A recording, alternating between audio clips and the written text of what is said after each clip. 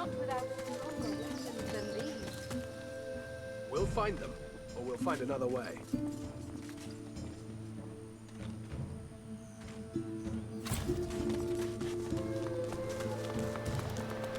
Here, look down those steps and tell me what you see.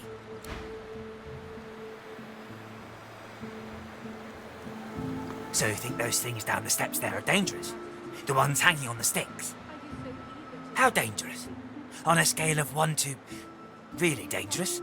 You're trying to put me off, aren't you? Trying to get to the wharf before me, I'll wager. Well, you won't make it. I'll be there before you can take 10 steps. Mr. Rat? Mr. Rat? Bloody rats.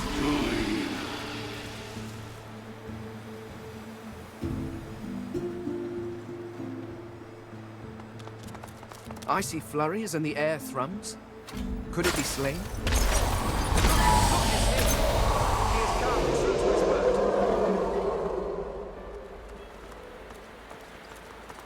Praise be! You have silenced the shriekers and cleared our way. Yet it seems I'm in need of you again, my friend. You have any more miracles in you? We've got a boat ready to row to the Lady Vengeance. But if Alexander sees us bobbing among the waves, we'll be shark chow. So we split up. I take the Seekers to the Lady Vengeance. You go to the ruins and keep Alexander busy. He'll be expecting a breeze. Show him that you're a hurricane. Are you ready? We've got right on our side. A greater ally than any sulking Geist or any whinging Magister. Yeah, let's go ahead and fight the big fight. He takes the news calmly. A moment passes as he calculates the consequences, assessing this new world as it opens up before him. He nods his thanks, then raises his voice. Seekers, we move. You are Lucian's eyes and ears. You are his sword and his shield. Burn the blackness with your holy fire!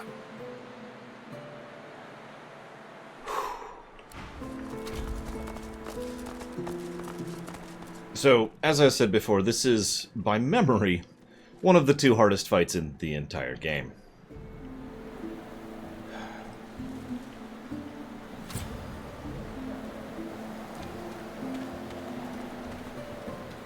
Look alive.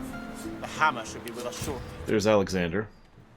You notice he is source muted, by the way. And, he's got some stats at his back. There could be Voidwoken nearby. Stay ready. There you are. The escapee. I feared you'd made it to Reaper's Coast by now. Anyway, you're here now. You know, Dallas and Friedemann warned me about you. Godwoken. I'm afraid your journey ends here. You would only bring ruin to Rivellon. If anyone is going to become the next Divine, it will be me. So, I shout at you that I was shipped here and collared like a beast. You and your order need to be stopped. I have no illusions that history will look kindly upon me. My only goal is to guarantee that someone should survive to write such histories. I'm one of you, after all. Your collar is no tighter than my own. I mean, yes. But you realize the void is coming, yes, but there's gotta be another way. If there is, pray tell. I'd do anything to resolve this as quickly, as painlessly as possible. Until then, we persist as we must. Hey, Noisy Pitta. I'm live 10 hours a day. There's not a lot I can do to stream more than I currently do. But I do hope your raid goes well. Please, don't make this harder than it has to be. It's not your fault, but still you stand in the way of peace. This must be the end of your journey, for the salvation of all Rivellon. Yes, but not financially. He never ran the business side of things, Octeft. That was always Pepper's thing. So, history has proven that a larger force does not guarantee victory. You stand no chance, but I admire your resilience. Give it your best shot. So we're fighting him, a Geist. You'll notice this is the first time we've been fighting them.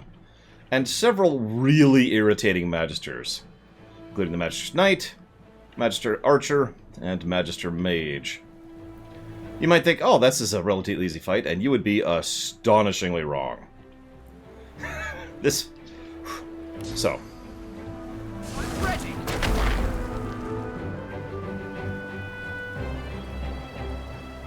Oh god, we're still chilled from... Okay.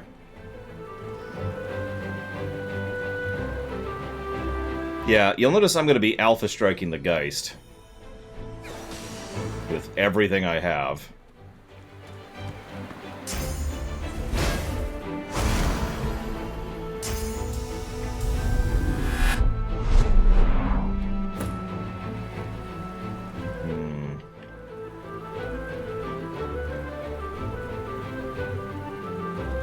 Yeah.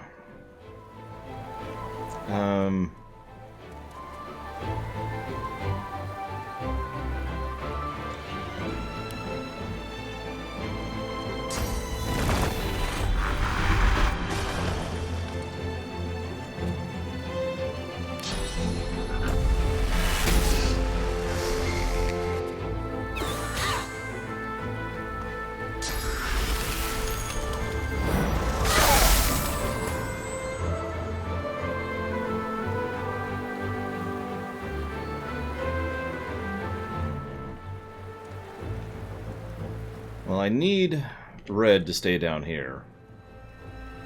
So, honestly, let's just get right into that guy's face. Get rid of the Geist ASAP. And get away from the water.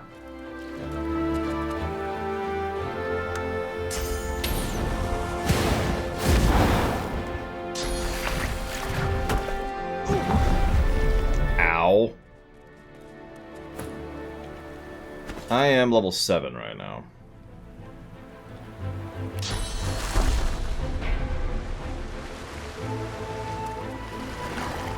No, god damn it, that's the second time I've done that.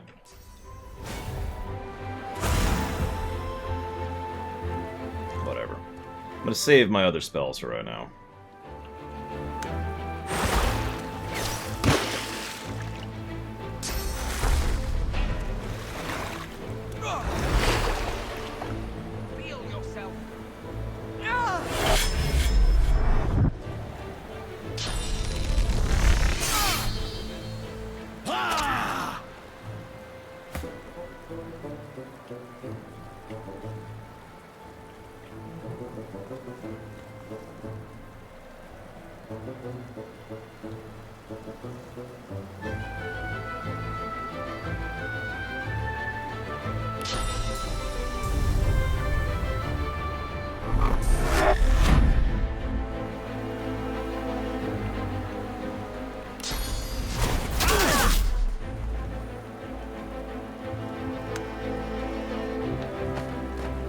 Honestly, I would probably have already restarted this fight on hard. I did not have a good opener, and I've already misclicked twice.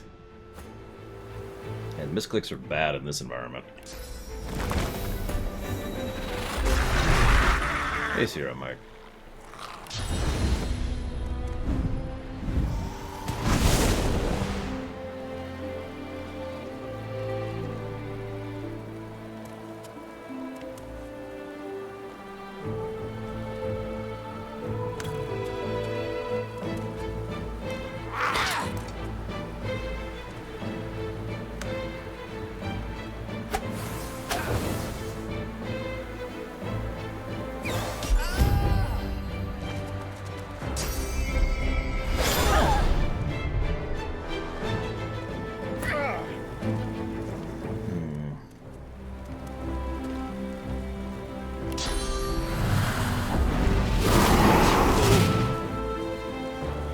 Yeah, I could level up right now. I actually thought about it, to be honest. So, the strategy I'm using, if it's not obvious, is basically trying to dominate the battlefield. Which I would arguably say is the worst possible strategy to do on this if you're playing on a proper difficulty. So, FYI on that.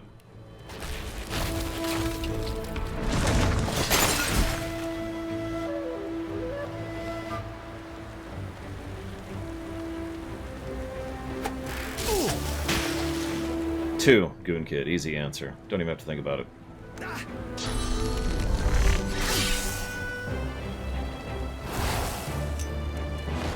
Yeah, so let's talk through some of the strategies you can do. 1, you could pull them to the door and then control this area. Almost all the terrain stops being an equation when you pull them back to that door. The second option, there's several barrels strategically placed throughout, and if you ignite them in just the right way when the fight starts, you can start the fight with a massive advantage. Option number 3, you can piece the hell out and just kind of try to drag them into the Seekers. There's a trick for that. There's actually like 2 or 3 ways to do that I'm aware of. Option 4. Now, option 4 is probably the most fun one, and it's also the one we did when we were going through this on hard. Option 4 was one person kind of goes to the door and just kind of hangs out over here and lives. And they have set up for live, and at least 2 other party members are back here. You can see the thing, right? Yep, you can see it. Just supporting that one person, trying to keep them alive. And you're probably thinking, well, why? Well, I'm not sure when it'll happen exactly, but...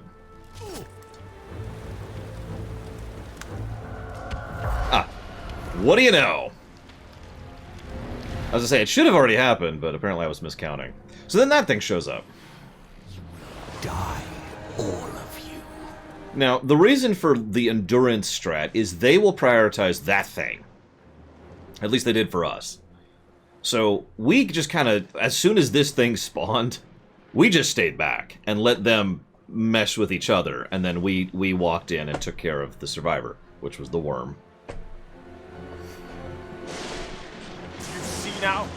Your foul sorcery will be the death of us all. I mean, this creature isn't going to discriminate between the 2 of us.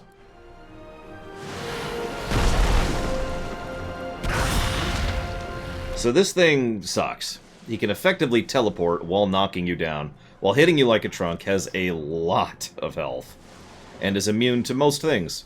It's effectively a stat boss. And the only thing that really makes it unique is the fact that it takes place after the tactician boss of Alex and his ads.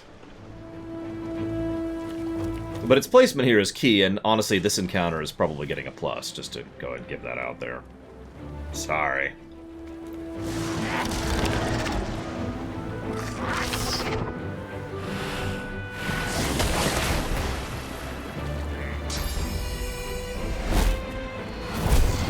And again, you notice how Alexander's prioritizing it. Yeah, status effect, like I said, stat boss. You can't really status effect your way through this. In a game where status effects are king, I might add. Oh yeah, and its skin kind of does that.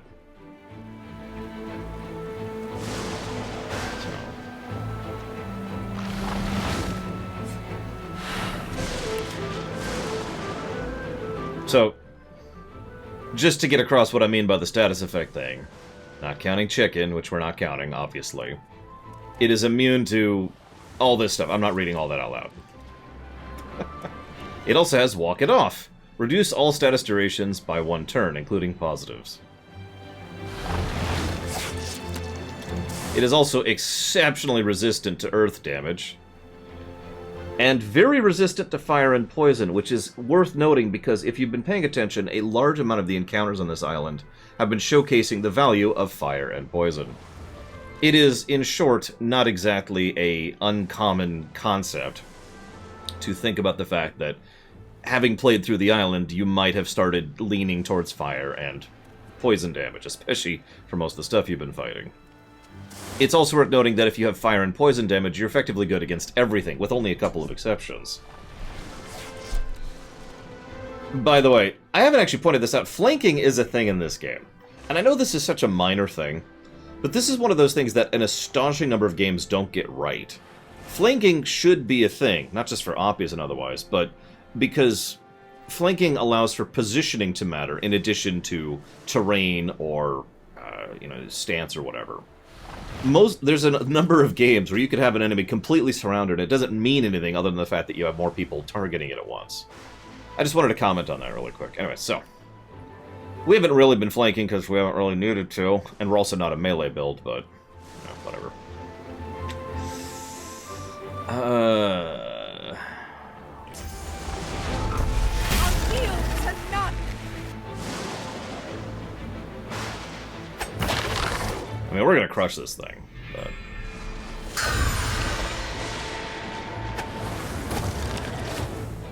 But that's because we're on super easy. And I knew it was coming, and I was ready for it, yada yada yada. We start hedging ourselves a little bit here. Get Bishop a little lower. I'm not used to the Void creature already being at half health when there's two people still alive.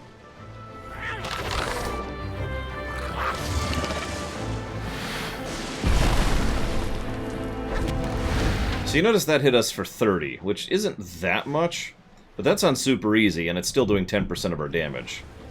So just keep that in mind. At super easy, it's doing 10% of our health per strike. In an AoE, that knocks you down. Just perspective.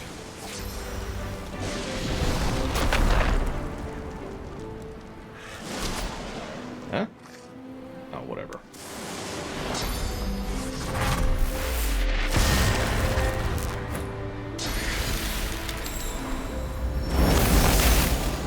So, Void creature dead.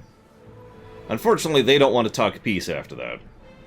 This might be the first time I have ever beaten the Void creature before them.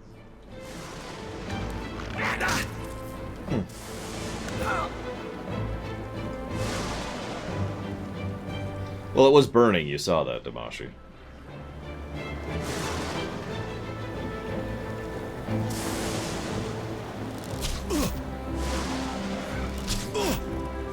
Oh yeah, by the way, he has a ton of magical and physical armor. Like, just a lot.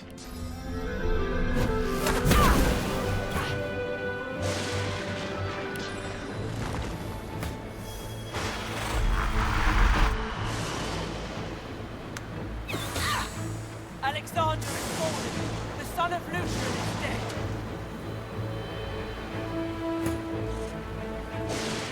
Not this far, no, Harian. Or if I have no memory of it. I'm pretty sure we were on normal when we were doing the very, very first stream. I could be wrong about that.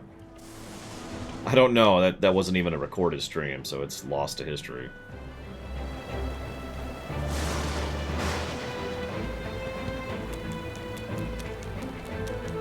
Oh, yeah.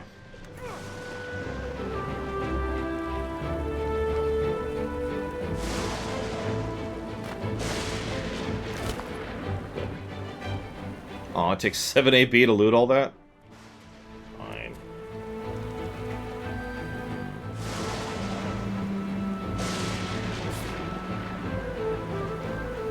Hang on, I gotta loot first. Give me a second. God, I'm so impatient.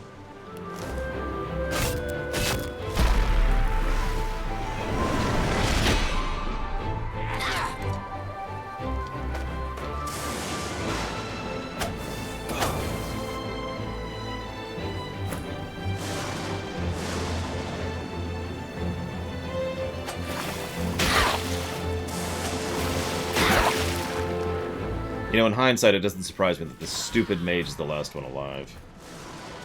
Alright, so we'll take all. We'll walk over here. Wow, Shut up! quite the mess. Shut up! Okay, so. Let's see here. Equip the Face Ripper. Walk up to Alexander's corpse. Use the Face Ripper on Alexander's corpse.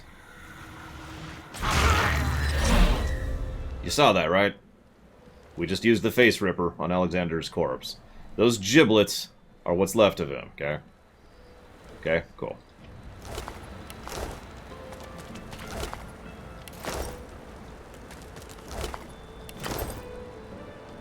Nah, purging's just too evil. I can't bring myself to do it.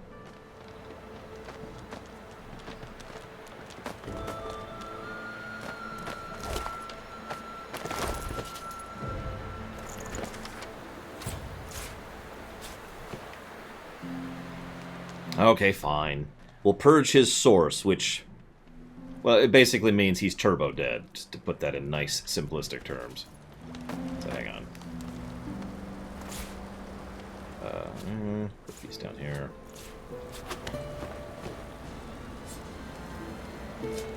Hariant will be awesome. Ah, okay. Thought I could refill it, but whatever.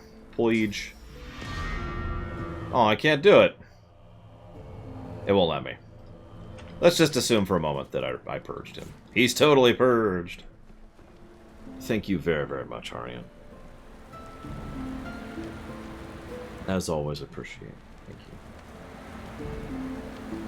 And that's for Outer Wilds. Give me a moment here.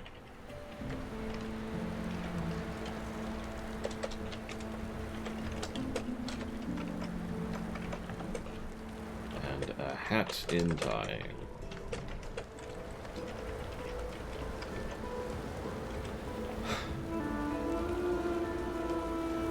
Okay, so we totally purged him after ripping off his face and destroying his corpse. Okay, y'all saw that, right? Super turbo dead. Oh, I should loot that first. We'll deal with all this loot in a minute. Just looting it all. There we go. I'm Malady, and you're... She steps forward, grabs you behind the neck with alarming strength, and pulls you close. She sniffs twice, her nose at your ear, then bites, piercing the lobe with a needle-sharp fang.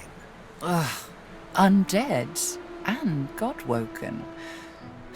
Well, now I've seen everything. Can I help you?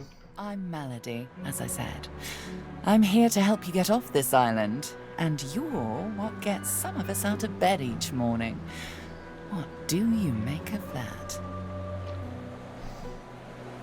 You know, I've heard of a lot of weird, strange things lately, but right now I'm just kind of trying to figure out the picture amongst the puzzle. Well, first things first. Dallas's little necklaces are lovely, but not quite in vogue where we're going. They're better. She peers at you closely, a knowing squint in her eye. Tell me, which of those little gods did you meet? And what did they teach you? Amadia. Her eyes go wide. Go on then. Show me what she taught you. Why so surprised? I don't. Now go on. I need some source. Like that. Right, hold on then. She takes you by the shoulders and gestures for you to do the same to her.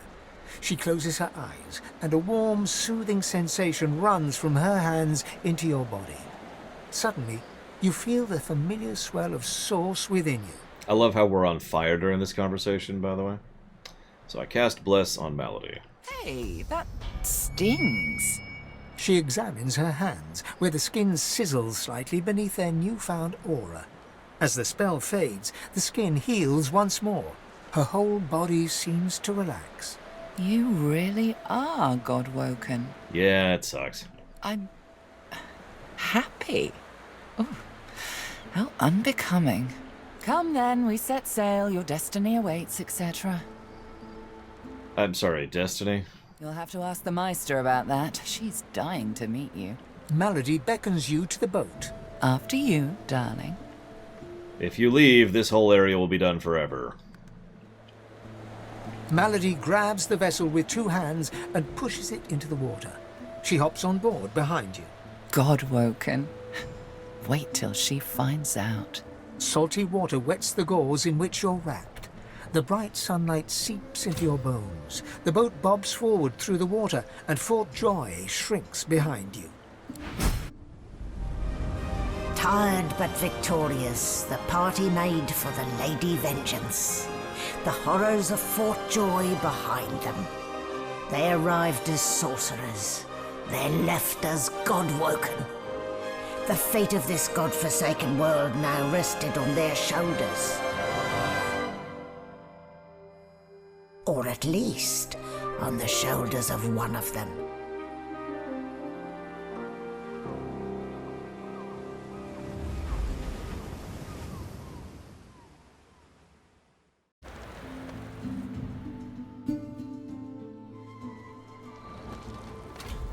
Looking down at your robes, you see they're damp with blood and the ocean's spray. In the distance, Fort Joy looms. Don't stand between a prince and his principles. The Magisters learned that the hard way. I'll be damned if I ever set foot on that island again. Don't care who I have to bury. A hard-fought freedom, sure. But if spilling blood is bad, it shouldn't be so agreeable. Onward now. The sooner Fort Joy disappears from the horizon, the better. Perhaps the Seekers need help manning the ship.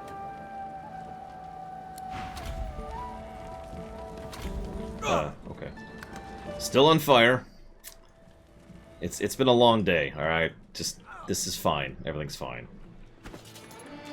Everything's fine. Don't worry about it, don't worry about it. Thanks for the entirety of the inventory. Appreciate that. Laura's fine, maybe. I have no idea. No one understands the frustration and shame of being the feeble son of a formidable divine. I reach for the source within, yet that spring runs dry. Vridaman shows such patience, soothing me when rage threatens to overwhelm. His command of source is astounding. He says my talents will soon burst forth like a bound ogre breaking its change. How fortunate Dallas does such a fine job of maintaining the divine order on my behalf while I study. Under Vridaman's tutelage, perhaps I will be godwoken in more than name. Poor Alexander. Doomed by virtue of being a moron.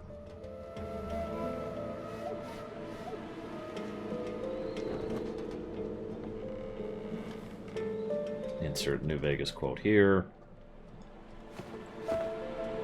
I don't want to drop anything. That's the problem. This is all money, and I need money. Lots of it. So, yeah, I guess we're just gonna live with being burdened for right now.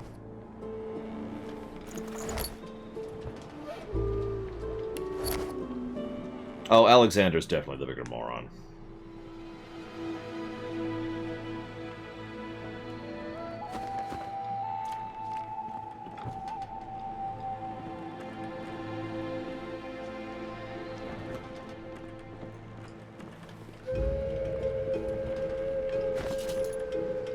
Over here.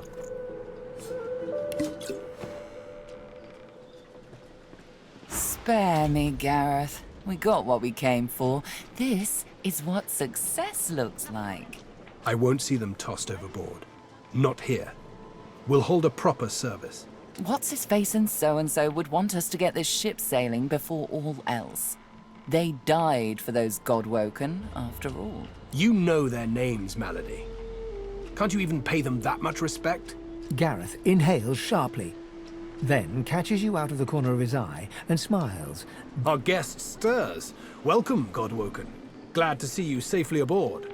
Ah, our undead Godwoken. I had nearly forgotten. How many died in the battle? Too many. One too few, actually. Alexander, he's alive. So, Alexander's alive. This is one of, I think, like 5 times in the entire game where the game actually pulls a "but thou must." It is quite rare. It's still incredibly annoying. I just realized something. Apparently, didn't hit hard enough. He's in the hold below decks. Unconscious, but alive. Yes, we certainly had better, but the ship won't move.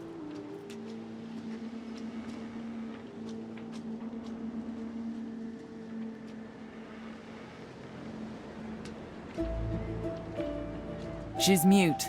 We need to free her tongue. The ship talks. This is barbarous magic. Expedient magic, actually. The ship is made of live wood. It has the spirit of an elven ancestor tree within it. It seems Dallas has found a way to bind that spirit to her. That means only she can control it, unless we can find a way to break the bond.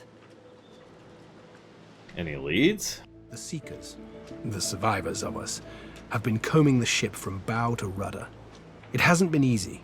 This place is laced with dark magic.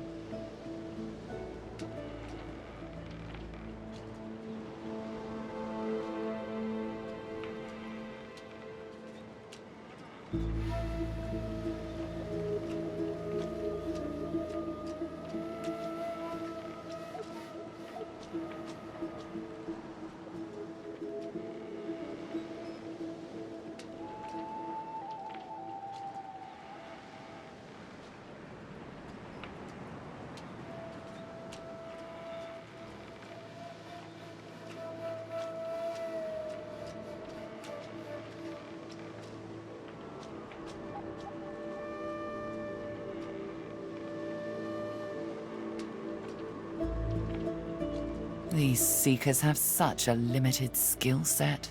We lost a man in the search. Malady might not appreciate that, but I do. And I hope you do too.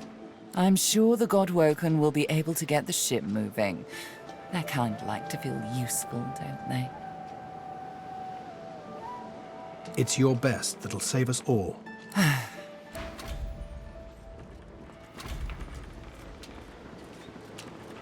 So yeah, sorry, I wanted to type up the specifics before I forgot them, but plus to the Alexander fight. No, wait, no, Gareth! Gareth, come back! No! No! Epic race music here.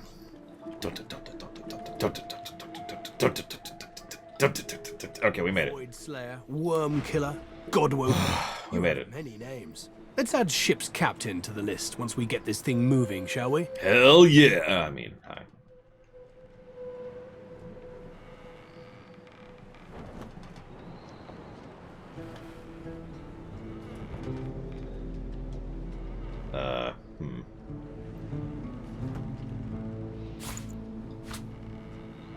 We'll do this way then, I suppose.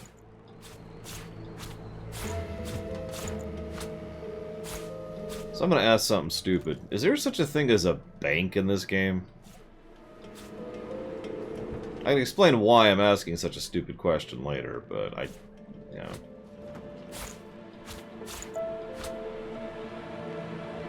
Okay. Couldn't remember if that was a mod or not.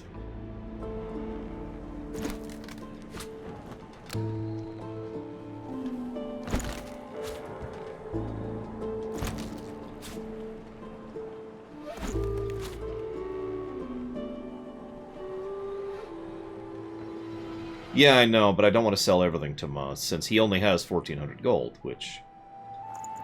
See? I have way more stuff than he has money. Undead is a name I wasn't expecting to call you, mind. When Malady revealed the truth to me, I was unprepared. But Lucian works in mysterious ways. It is his will that brought you to us. So, I don't know, Hariant. Based on observation, I would say they deliberately make stuff up as they go, since they deliberately, and by interview admission, like to retcon everything each game. You know, Final Fantasy it. So... I thought Malady was a Seeker. She's not exactly a Seeker. She's not exactly an elf, either. Half demon, Meister Siva says, and I don't doubt it. I don't know how Siva came to know her, but Malady's a proper ally. She's not easy to like, but there are times I admire her coldness. Gareth fingers the hilt of his blade. He stares at nothing in particular before turning his gaze back to you. Keep Lucian close, Godwoken. Yeah, Lucian can go to hell, but,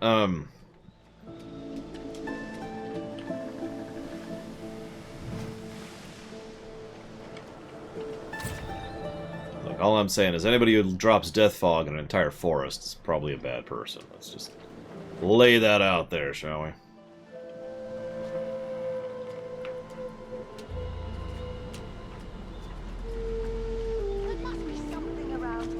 Ah, there you are.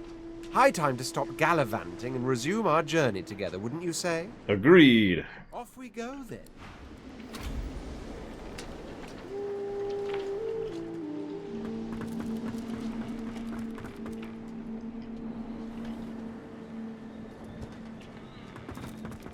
stairs? Did I miss them? Oh, there they are. Don't go any further, Godwoken. We need you alive. I'm sorry, what? I know what's at stake, but I have to warn you. This ship is alive and dangerous. She glances over towards a smouldering pile of ash on the deck nearby. Something is nestled within it.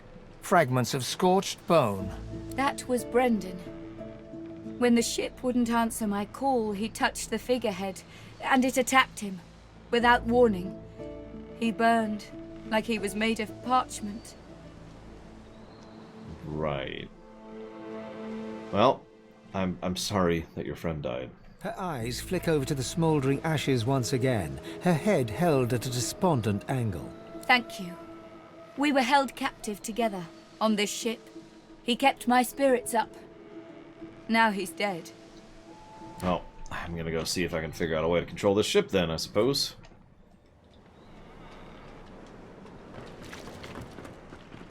Nothing on any of the dead bodies. Maybe there's something below decks. We can't get this ship moving, Godwoken. We have every free hand looking into it.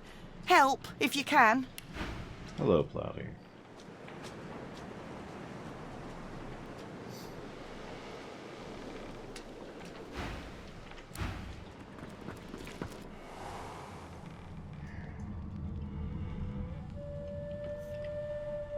So, hey look, it's Ifan.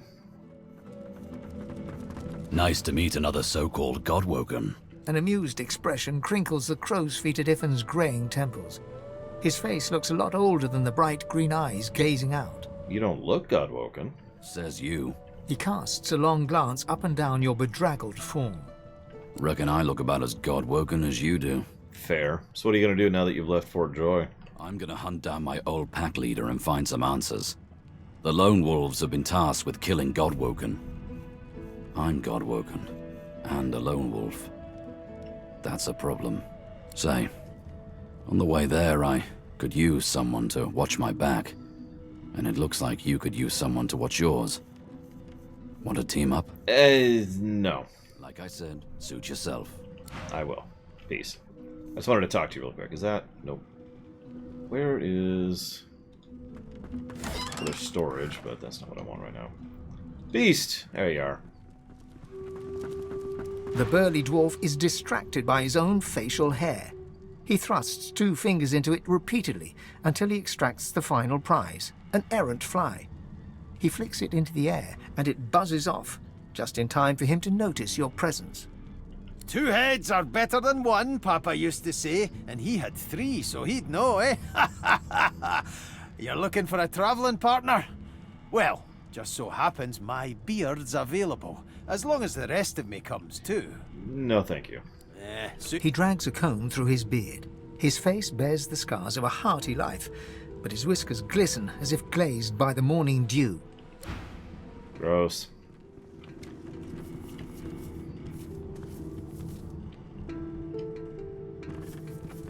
I guess that's the only 2.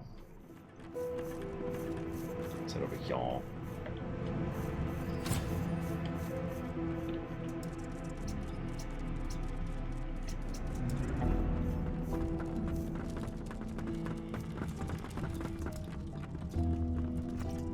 Stand still, tiny mouse.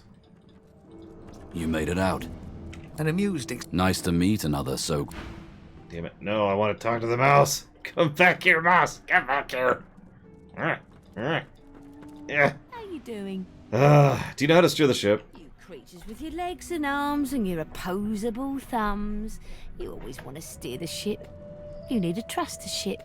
It knows what it's doing. It dances to the tune. I would highly recommend co-op VG Buzz. It is a completely different and far superior experience. But as you can see, I'm enjoying it single player too, so shrug. It goes la la la la la la la, or something like that. It's pretty catchy, but I can't remember how it goes. Good thing Dallas had that book, eh? Where would this book?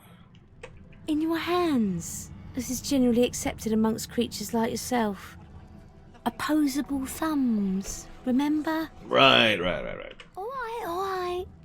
Go to the nose bit of the ship, open the book, look at the markings inside it, sing the song. That's it. Get it right and the ship will dance to your tune. Get it wrong and the ship will kill you. That's always entertaining. For me, anyway. Right.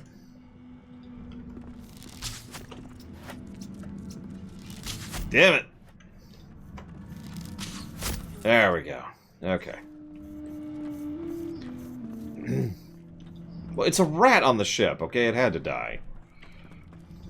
The silent monk leans forward slightly and stares at you straight in the eyes. She seems eager for you to say something. The silent monk leans from what? Right, so the silent monks are still creepy. Good to know.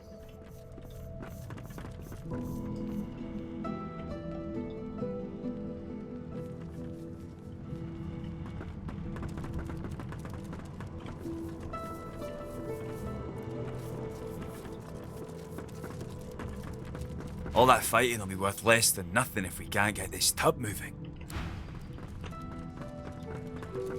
Melody says if we can get the ship to move, we can go home. Home! Right.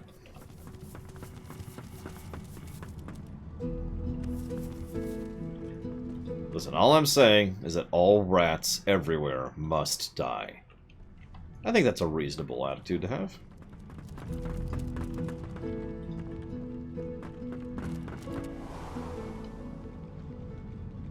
There's something to these doors I'm not seeing.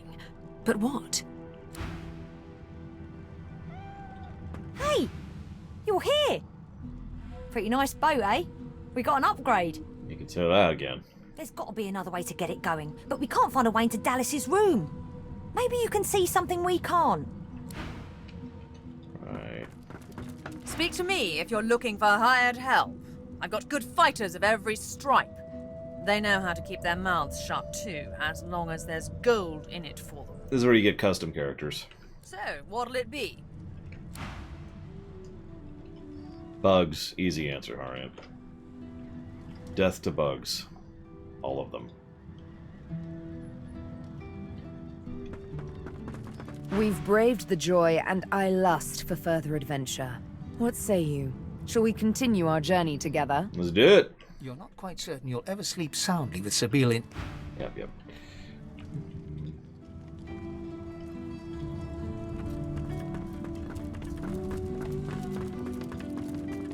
The Seeker flexes her arms stiffly. Her joints audibly pop. She sees you draw near. I owe you, Godwoken. Without your help, I'd likely still be a prisoner around here, not guarding Alexander the Bloody Divine himself. She nods her thanks and immediately winces, laying her hand on the back of her neck. Are you okay? You look injured. I wish.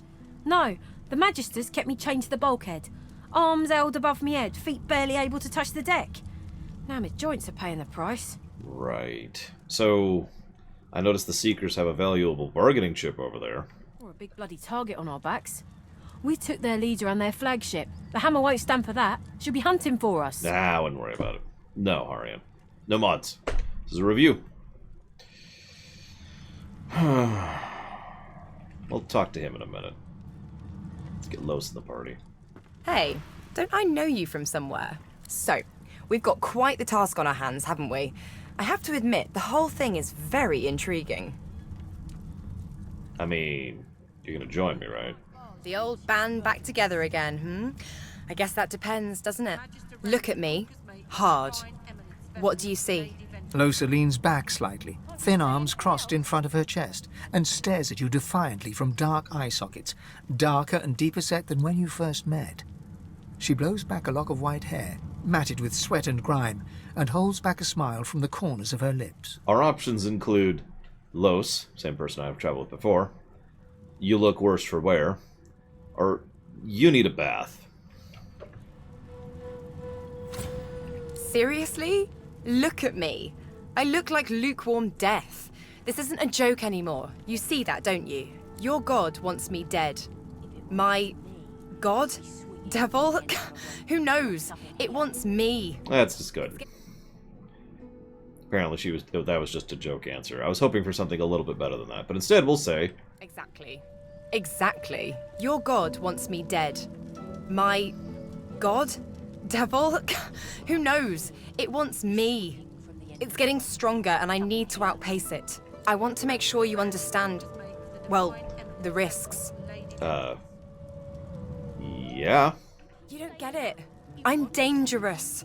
You have to pay attention. You have to be willing to hurt me if I'm hurting you or someone else. Uh-huh. Can you do that? I did this already. Do I ever? Still sore from that one. At the time, I wanted you to defend me. I didn't realize how bad things had gotten. I know better now. By the way, you'll notice that she's the only one who really puts up a fight for joining the party. Everyone else is just like, hey, let's go. She's like, hang on. Something like that happens again, you do what needs to be done. Deal?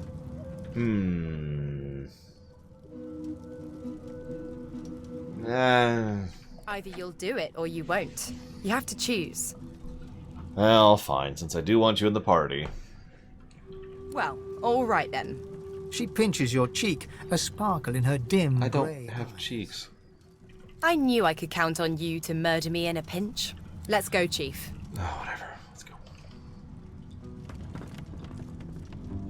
Save. Oh, right. Could you open the gate, please? The Seeker has removed one of her gauntlets in order to flex her wrist. It bears inflamed marks from where shackles bit into her. She sees you. You must be starved for company to linger around here, friend. So, has Alexander come around? I need to talk to him a little bit. You and half of Rivellon, friend. But no, he hasn't made a sound. He'll be in for a rude awakening when he does come to. Yeah, open the gate. I need to interrogate them. Good luck getting anything out of either of them. Our special guest is out cold, and the other one ain't in much of a talking mood. Okay. All right then, just don't make me regret it. Listen, I'm not saying that 3 of the times I've played this game I have immediately killed him or anything.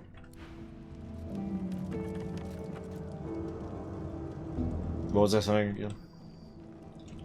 Gotta seriously screw him. Find something useful. A young magister paces around the brig, fussing over Alexander's unconscious form. She leans over and applies a damp cloth to his brow. She notices you observing her. She straightens her back and sets her jaw in a defiant scowl. Magister Ranley, Corker's mate of the Divine Eminence vessel, Lady Vengeance. That's all the information I'm giving to any of you lot, so stow your questions. Wait, I can trade with you? That's hysterical. Him. So, are you a little shocked to be tending the Divine?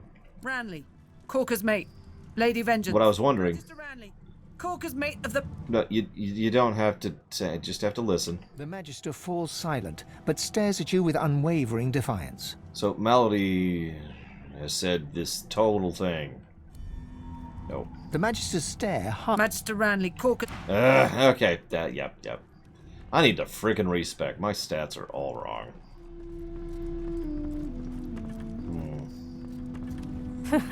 I ought to chain you up like your lot did to me. Get away from him, sorcerer. That's the Divine.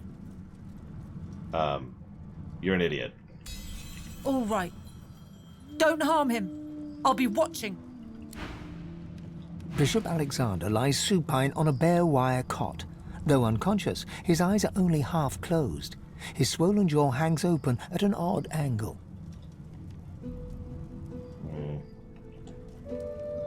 Look at his face. Bruises swell beneath his eyes, and a shallow gash zigzags from his right ear down to his beardless cheek. Unconscious, he looks more boy than bishop. Look at his hands. Someone has wiped the bishop's hands clean and folded them neatly over his abdomen.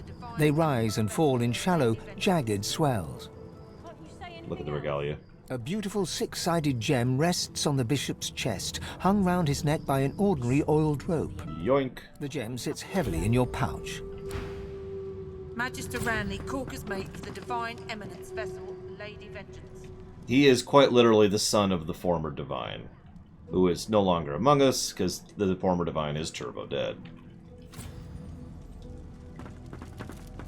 Oh, I thought about it, Sierra Mike. God, I thought about it. Okay. Let's really crank the wits up. Let's see here.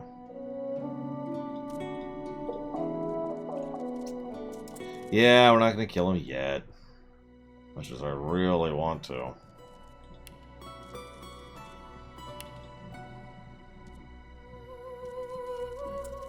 Like, really, really.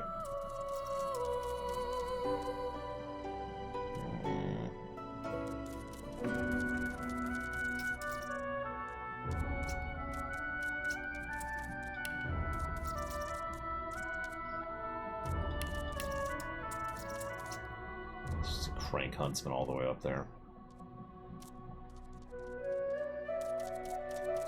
Let's get rid of that.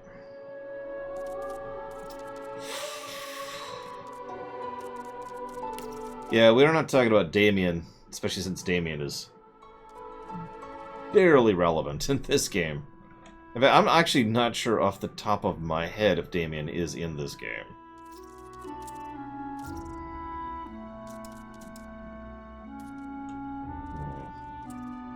It's already funded, Goon Kid, if that answers your question.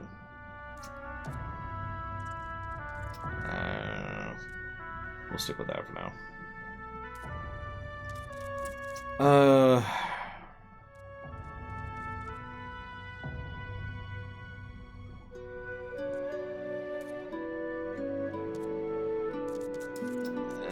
I guess Guido for life. With one there. Actually, I mean, if we're doing that, we might as well do that. Dealer's choice. Thank you for watching my show, Colgroom.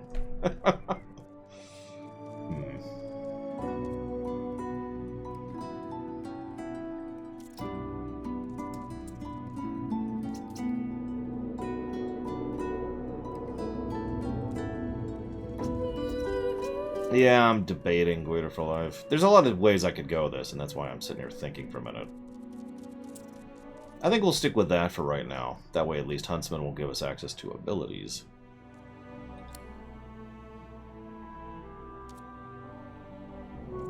I was going with a crit build. I technically am still going with a crit build. But what I could do is completely abandon the crit build. Where is it? Where is it? Where is it?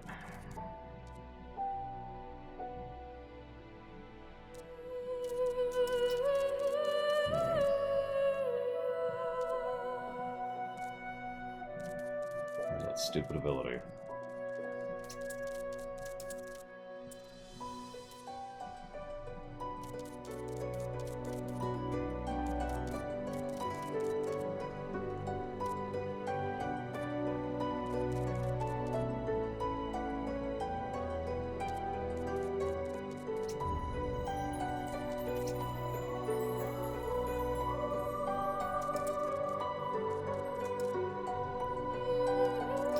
There it is, Haymaker. That's what I was looking for. I could take Haymaker and just abandon critting. Or I could really lean into critting, and that's what I'm debating. The reason I have Wits cranked is for the crit.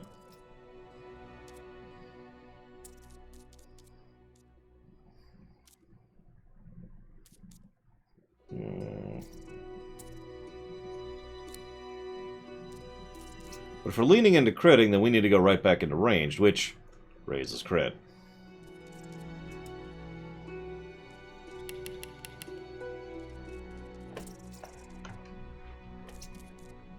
Which we can do, obviously.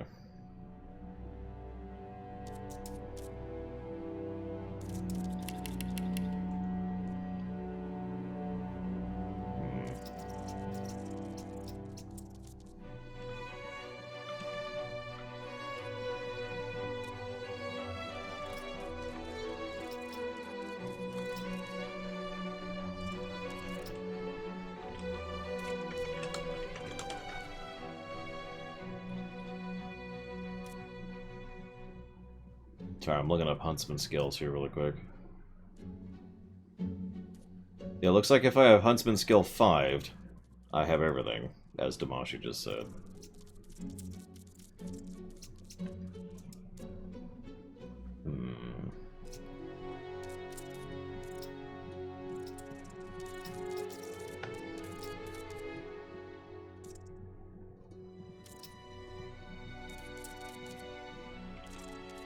Yeah, so I want at least... I'm just gonna stick with 3 for right now. And back to ranged. More crit chance. And that'll do. What? Where do I have points to spend? Oh, because I never picked talents. Duh. I don't know. I don't actually know what to pick for talents. None of these really seem super useful, so I'm just kind of stuck on that.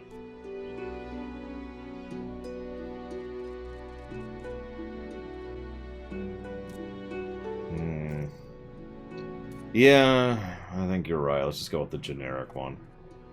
Boop. And there's another one. Yep, there it is. Boop.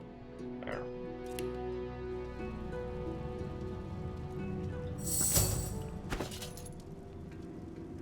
Crank wits even higher. What is our crit chance right now? 45% crit chance. Not too shabby. And our crit multiplier is 165, yeah. But I want telekinesis, Damashi. I need telekinesis. And teleport, but that's unrelated.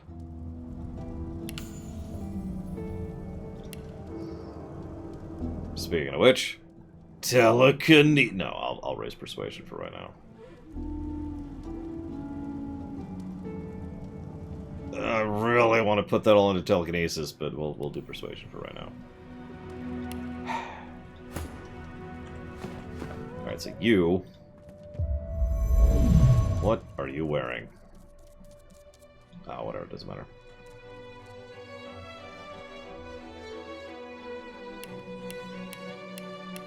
Yeah, let's dye your hair while we're here. Aw, I was gonna go blue. Not yet, Damashi. Someday. Alright. Frank.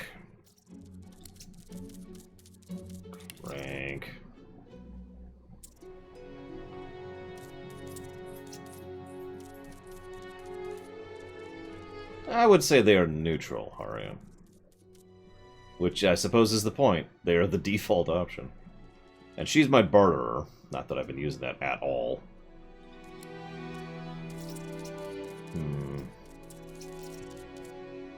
And yeah, let's just do that on her. Whatever.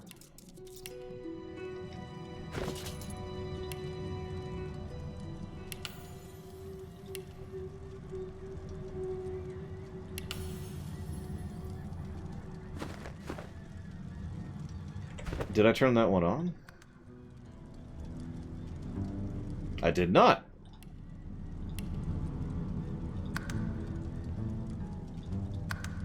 There. Now I am. Crash. No, that would not be funny. One might even say it would be the opposite of funny.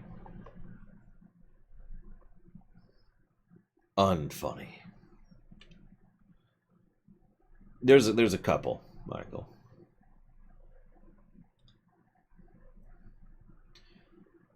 In real life, no. In game, still no, Zactaft. Ties require a much more skilled person to deal with.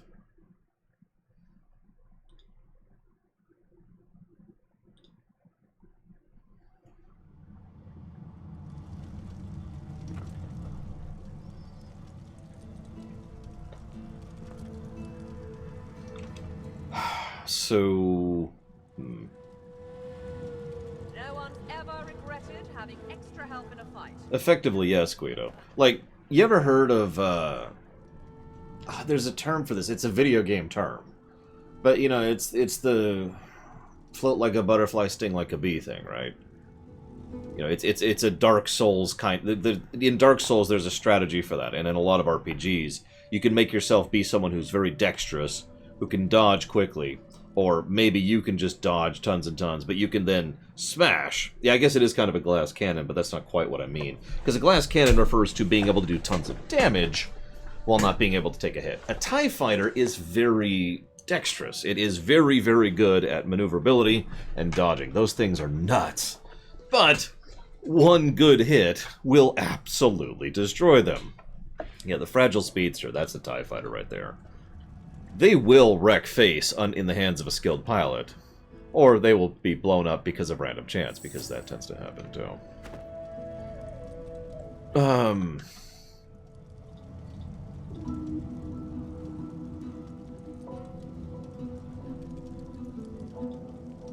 So, where should we put the Alexander negative, by the way? I meant to ask that earlier. Sorry. Where's your bucket? Alright, hang on, I'm curious of some. Nice. Where's green? Oh, green. What? What? I was thinking story, yeah, because it is just... It is as, but thou must, which is always irritating.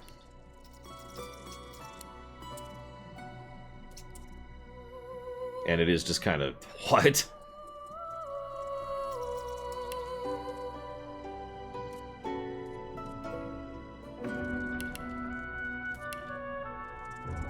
GM mode. Do you know what GMing means, Michael? If not, then we need to explain that first.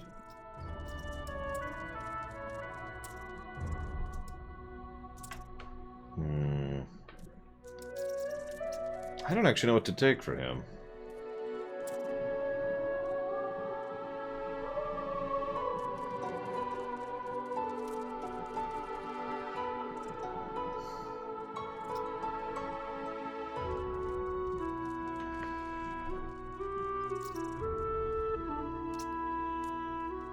I just put it into warfare. God. But I meant down here in the civil stuff. Got awesome. So I want you to imagine that instead of playing D&D or GMing with dice and a piece of paper, you're doing it inside this game. Does that explain it? Because I can go much more in depth than that, but I'm trying to get it across as efficiently as possible. I guess we can make him the thief. I don't want to give him telekinesis. Because I'm the only one who's going to get easy. Let's just make him a thief. There you go. Have thievery. Okay, so... Yeah, Sabine is our lore master. That's why I didn't even think about that one.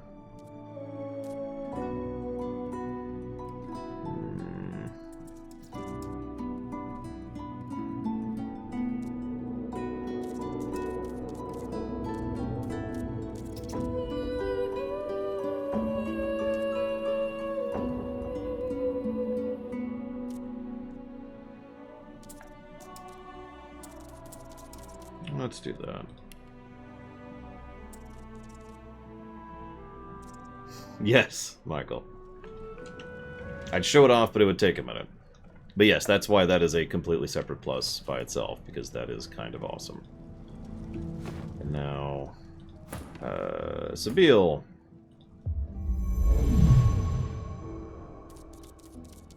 Hey, you need better hair than that. Hang on, we can fix that. There we go. Perfect. That so suits her. No.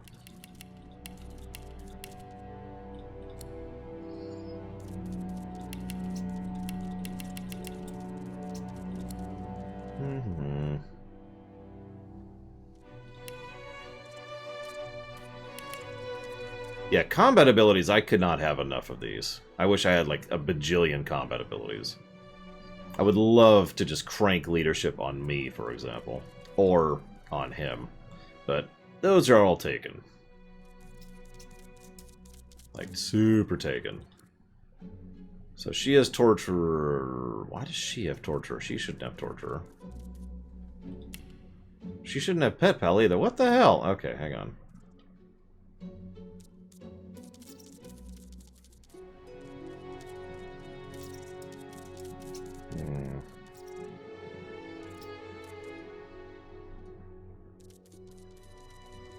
Let's go and give her Far Out. In fact, I should probably get that on my main character, too.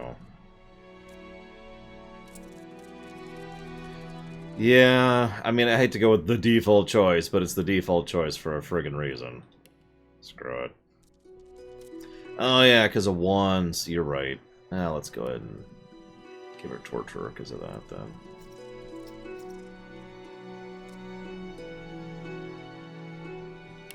Yeah.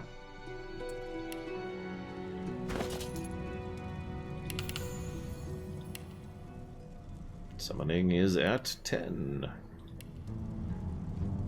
And we'll keep cranking Lore Master. Okay.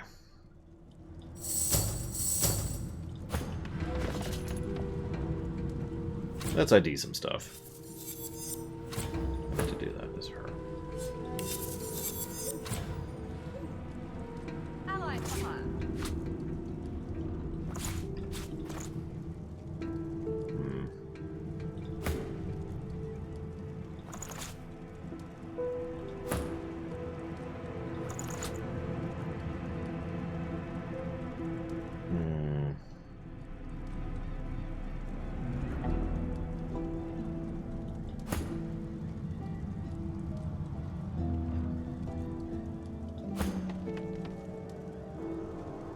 Yeah, let's give it to her. Yeah, we have a nice little breather section. Pacing is good.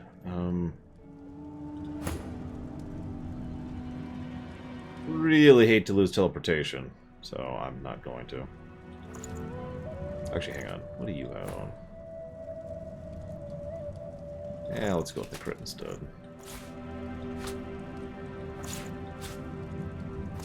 The face ripper over there. Oh yeah, everyone can have necklaces now. What do we got here?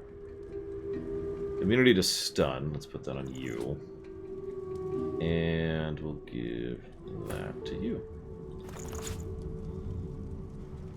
Still have some soul jars. Whoops.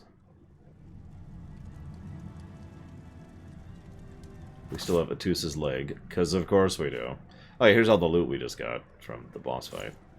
Let's put that up there. That's the grenades, which should actually go over there.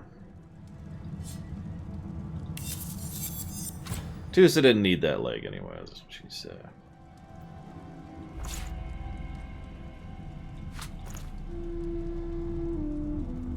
At any moment, I could kill Gratiana. And I don't remember who this guy is. The soul jar pulses with trapped life. Smash! Soul. There we go. There we go. He's turbo dead now. Actually, he's not turbo dead. I shouldn't misuse that word. He is dead.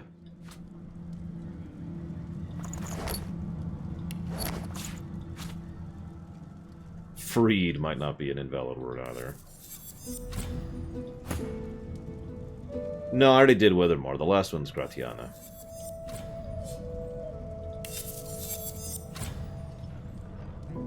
Hey, it's Alexander's face! Alright, what do we got here? Dagger, don't care. Yeah,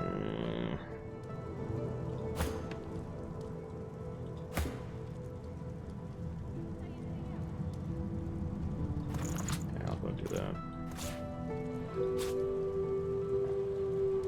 It's there, Cashel? There's one song I remember, which is pretty good. Ooh, hello.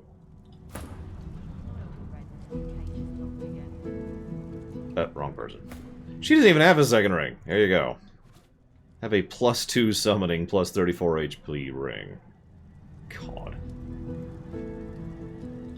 What are you up to? That's what I thought.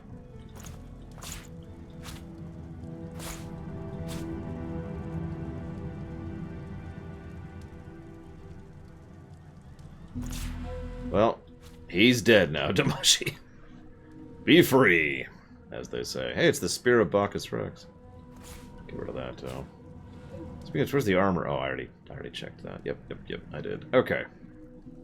Hey, it's a strange gem from Alexander.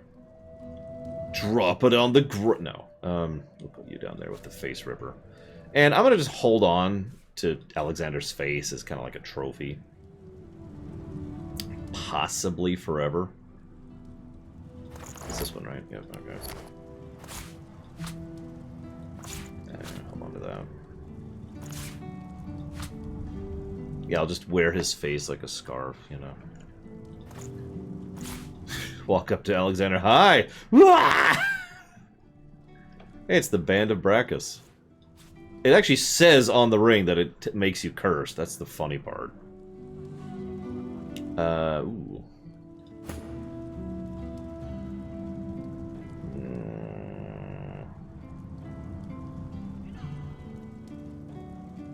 That's actually probably worth it. Ah, fine. In that case, you don't even have a necklace. Wait, what's your necklace? Oh, we could swap those easy. There we go. And we'll just hold on to Gratiana's soul jar forever.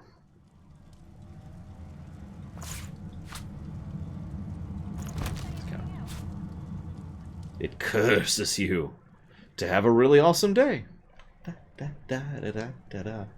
Still holding onto my arrows. I should have probably used an arrow in the Alexander fight, but whatever. I mean, if there was a fight for that, that was probably it. Okay. Save. Back to the quest at hand.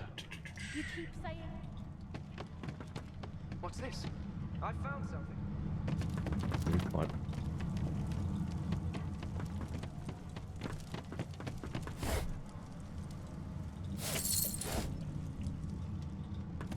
It curses you to make your day exciting, no matter the cost.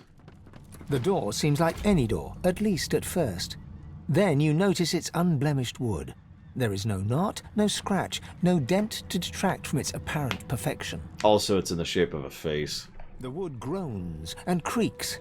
A face appears in the wood, tortured and tormented.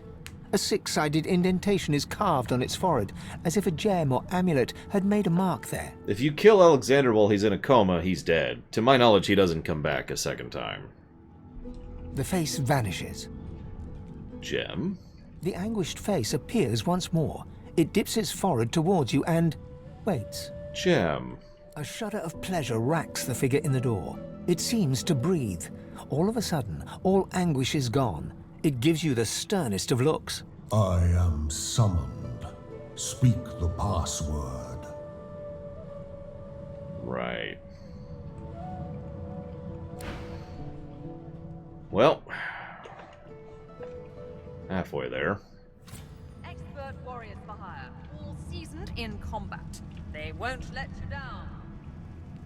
Except when they do.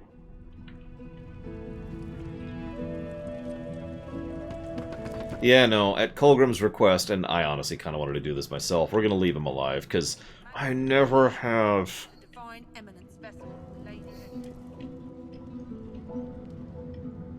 I hold a lot of rancor for Alexander. I probably shouldn't, but the problem is, for all of the understandability of his situation, he's just so irritating.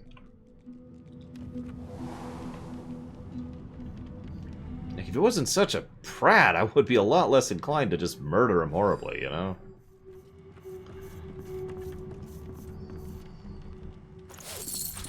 Because he is. He's a prat.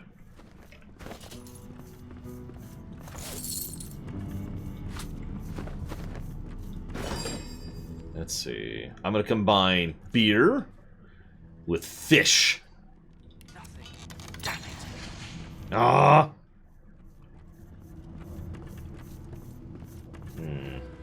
Wait. Beer with meat! Aw. Okay. Beer with watermelon. Okay, I give up. Where would I hide something important if I was a Magister?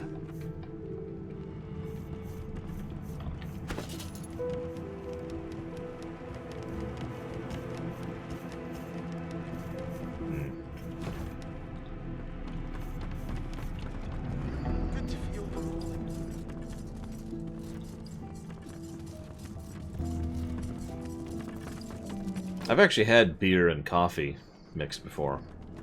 It was terrible. I did it on camera. It was terrible. This boat's a treasure. Dallas wouldn't know what to do with her. Whoops. Who did you just fire on? No one. Why? Well, because I was curious. It was at Gen Con, and some brewery company was there, and they were selling all sorts of things, including the Froth of Con. Nothing. Damn it. Anyways, because it was requested of me, I decided to go ahead and try it out. So I did. It was terrible.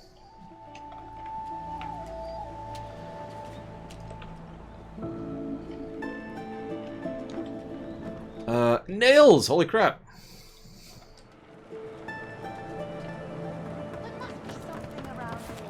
Now that I don't really need them anymore. Hold on to those for later. For my seeker brethren, show us the path to salvation.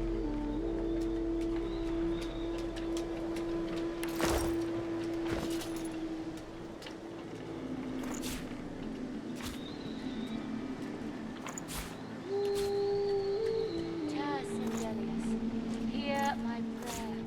Show us the way forward. Deliver us from peril.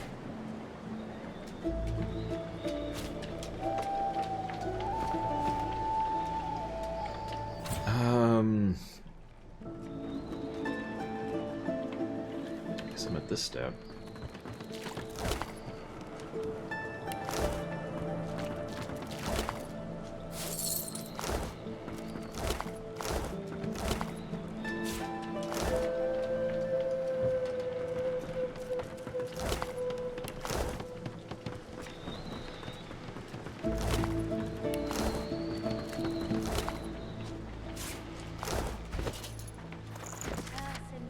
Today is a momentous day. So momentous I've decided to start keeping a diary to record my time in the Lady Vengeance, so that one day, should I have a family, my children and their children may know of my small involvement in these momentous times.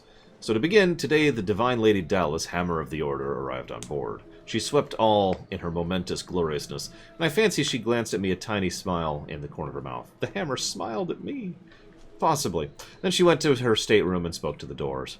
I didn't hear the whole conversation, but I believe she spoke of the principle of fortitude, which is, of course, an important thing for both the ethos of order and maritime construction. The door seemed suitably inspired and open for her. She glided inside, and we have not seen her since. A momentous day.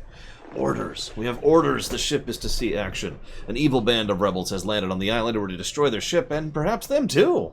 Tomorrow I shall recount the story for a glorious victory. Yeah, Dallas isn't a smiler. Of course they did. Whatever.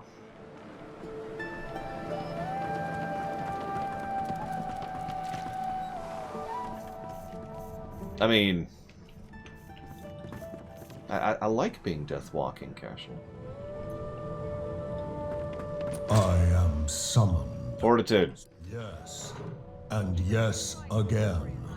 The word is spoken. Welcome to the stateroom. Just one more moment, please. Why? He clicks together two halves of some type of gauntlet sitting in his lap and turns his full attention to you. A curious smile plays across his lips as he takes you in. An undead, eh? Wonders never cease aboard this vessel. But beggars can't be choosers, I suppose. Especially when it comes to their rescuers. To whom do I owe my thanks? You don't seem very upset the fact that I'm an undead. I see no cause for alarm. I'm not some uneducated simpleton, you know. So... is that armor you're working on? Armor? Such a limiting word, but yes. It serves that purpose, amongst others. Dallas has been keeping me prisoner here. But I try to keep working on my own projects when I can.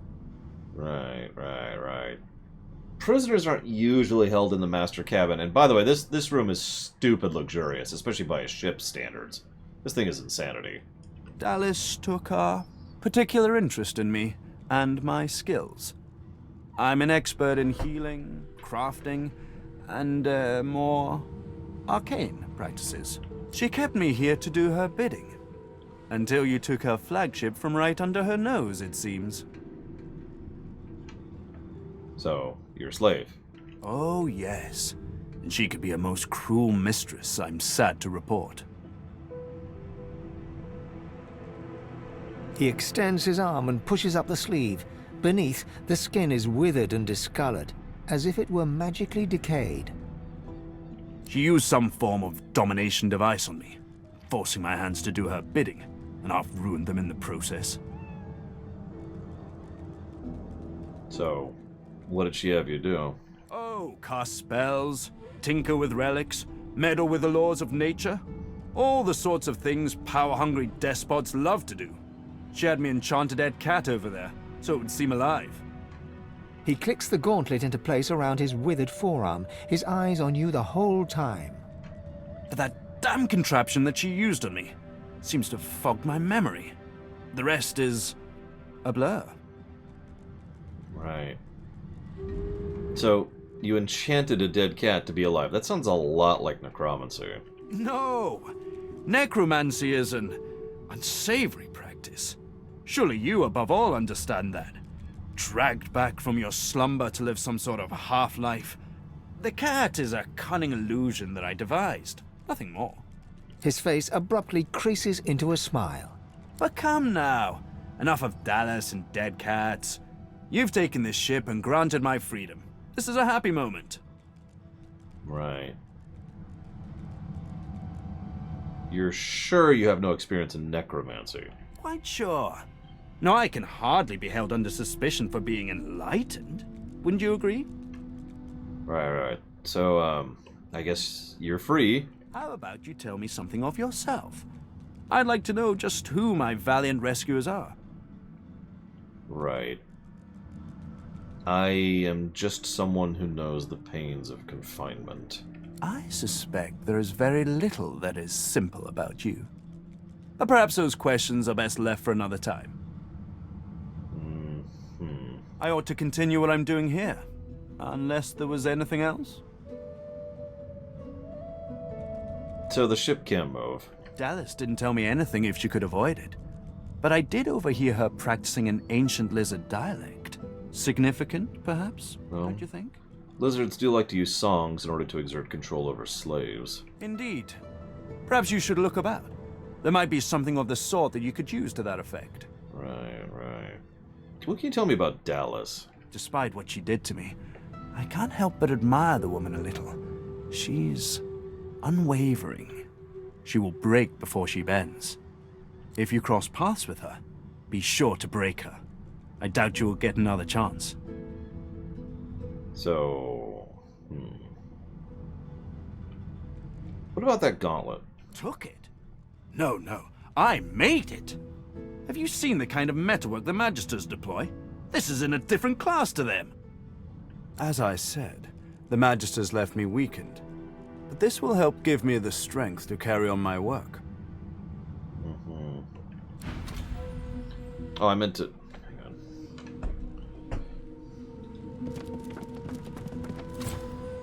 It's good to have a sense of freedom once again.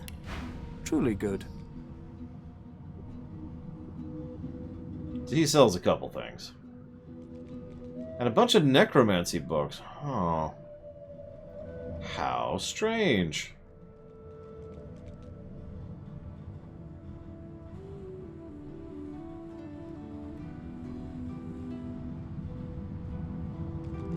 Nah.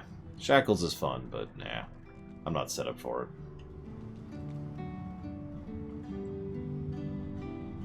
You do have some money, though. How much have we got? Ugh, way too much. Okay. Start pulling these back.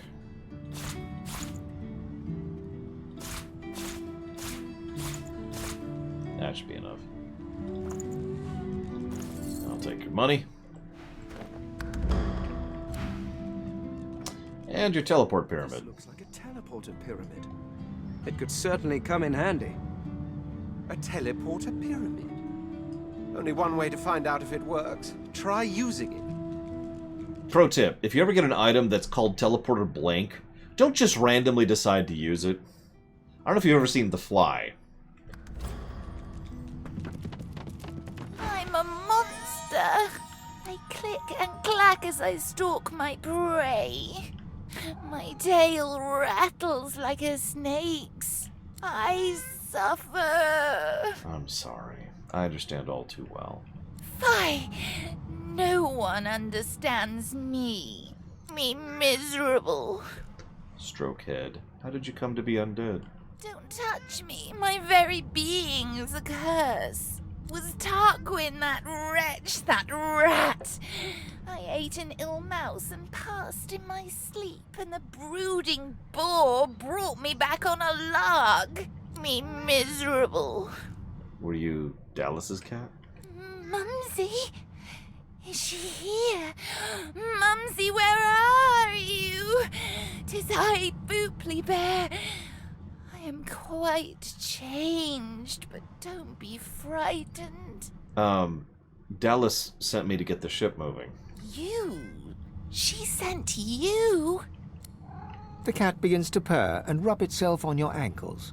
Any friend to Mumsy is a friend to me. I believe the song is around here somewhere. I want you to picture me just stroking the skull of the cat.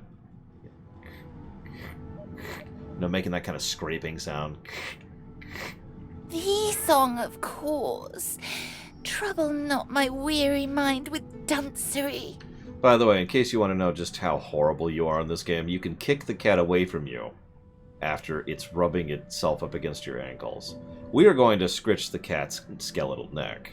The cat purrs, an eerie clicking sound. Tell Mumsy to come back soon. Now that I am but bone, I'm too light to trip the moving door. I'm sure there's a rat back there.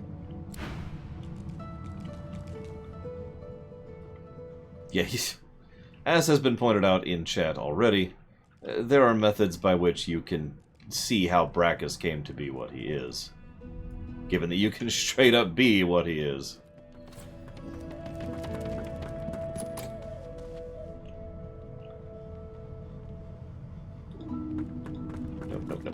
Nope. There we go. I've spotted something.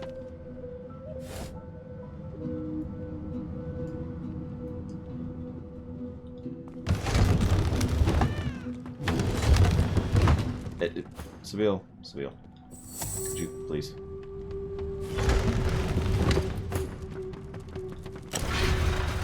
Thank you.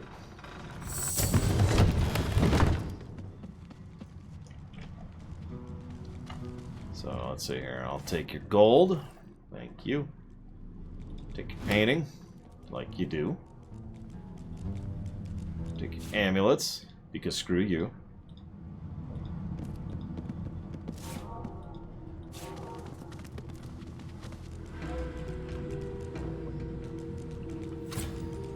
I mean, I'm the kind of player who pretty much never takes evil options unless they're really funny evil options. And in that case, they're not really evil, are they? They're just funny. You know, KOTOR, hey, fastest way down, right? That's funny. But then, like, you know, kicking that... Why? That's just being mean. Poor cat.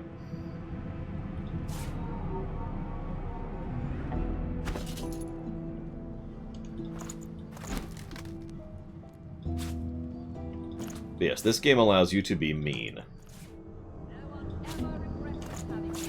It's actually a good word for it. You know what? I think I'm gonna make that trade-off.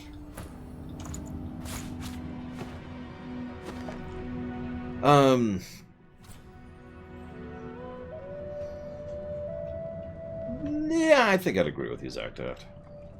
Only a little bit, though. Alright, so let's use the portal pyramid. Oh my god! It's something it's not letting me... Come on, let me identify it. It's not letting me identify it. It's the hammer's pet. So, the first time I was playing this co-op, it was in his inventory, and he didn't have any of the NPCs chained to him. So he used it, and he's down here by himself.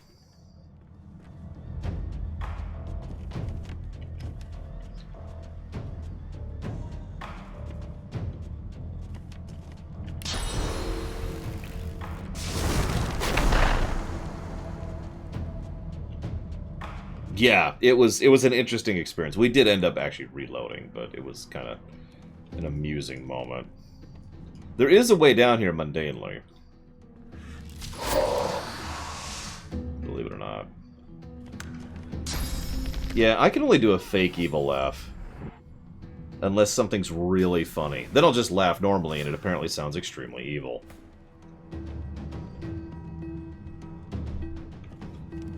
So, let's summon our pet. There he is. Let's immediately buff him.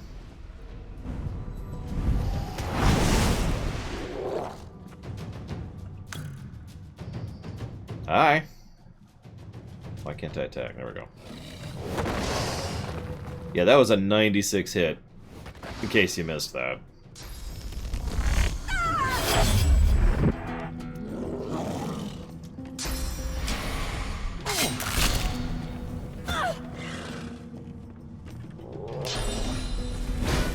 I'll yield to none.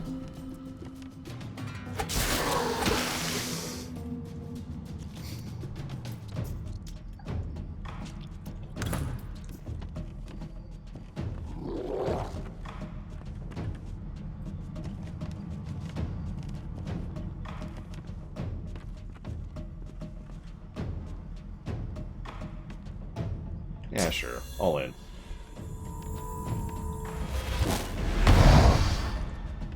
Jesus.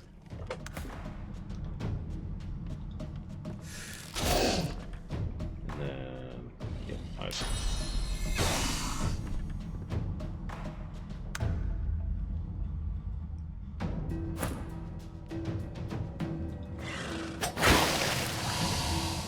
I like the idea that she just leaves these things down here, though.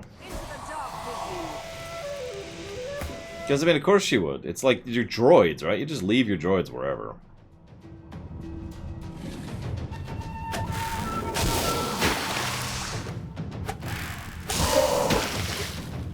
It's like you get in a car and you shove the droid into the trunk because you're evil. I mean... because it's efficient. Did he seriously? Of course he did. Why wouldn't he?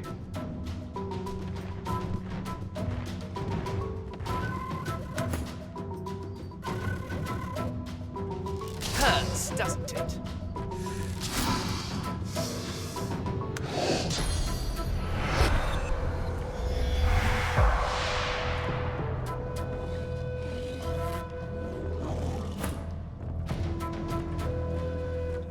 Nope.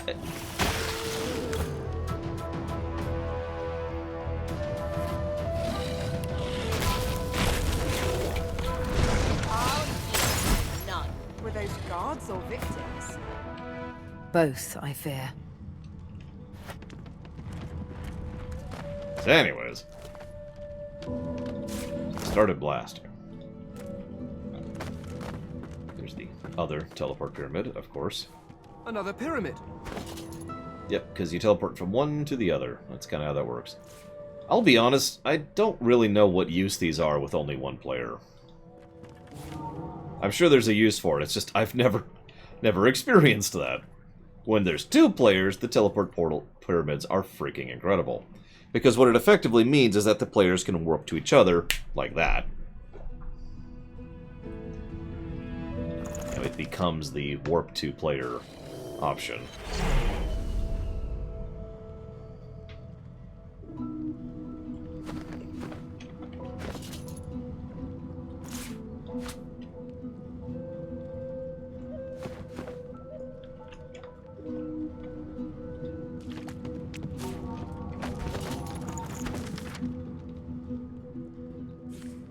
So there's the pyramid info.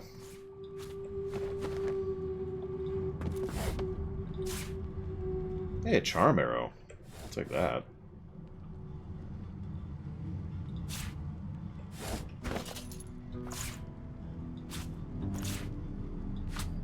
So many mind maggots. Yeah, I suppose we could use it as a TP, format, a Hearthstone, if you will. That might be what we end up doing. I don't know. I'll debate it.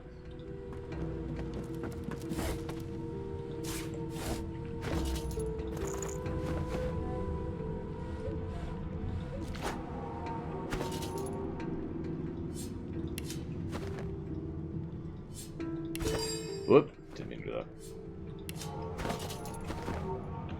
that. Okay. So, this is where you come in. It's this dinky little side door right next to the main desk area.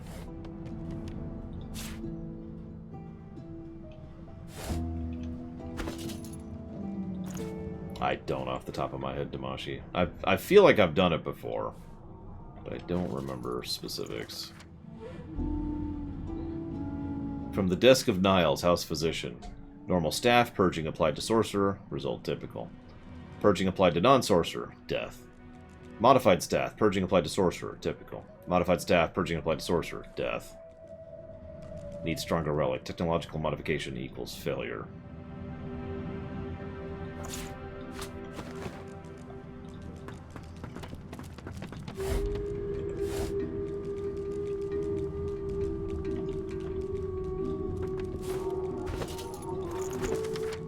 This book is unreadable.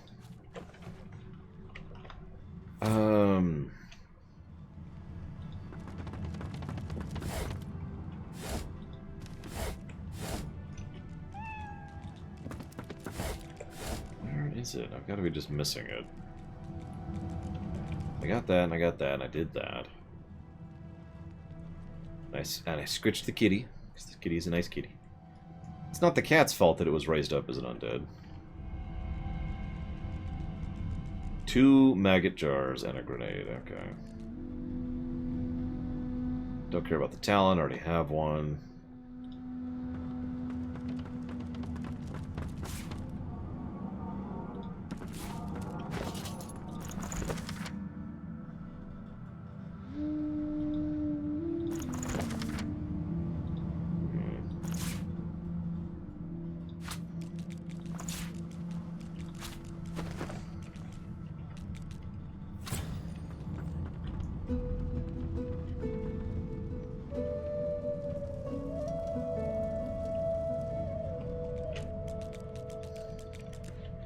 Another save here, because I feel like I'm missing something. Because I thought there was a book that gave me the song, but I'm not finding it, so whatever. Up we go. If we die instantly, we'll know we didn't find it. Blessings to our fallen. Pray that they may find rest. Before you is a towering figurehead carved in the likeness of a dragon. It looms over the bow, its fangs bared at the open sea. There's a mark there. At that moment, the ship serendipitously creaks beneath you, almost like it is acknowledging your observation. Oh, time to live alone. Be careful around the figurehead, Godwoken. Oh, hang on.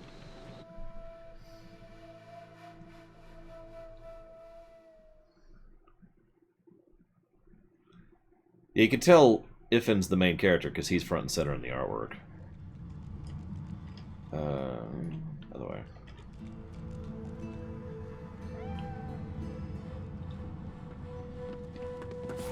This is written in ancient lizard script. Oh, there we go. It appears to be a song.